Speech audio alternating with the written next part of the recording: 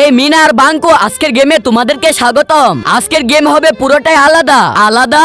হ্যাঁ, আজকে স্কুলের ভিতরে একটি বন্দুক লুকিয়ে আছে। যে প্রথমে বন্দুকটি পাবে সে দ্বিতীয় জনকে মেরে দিবে।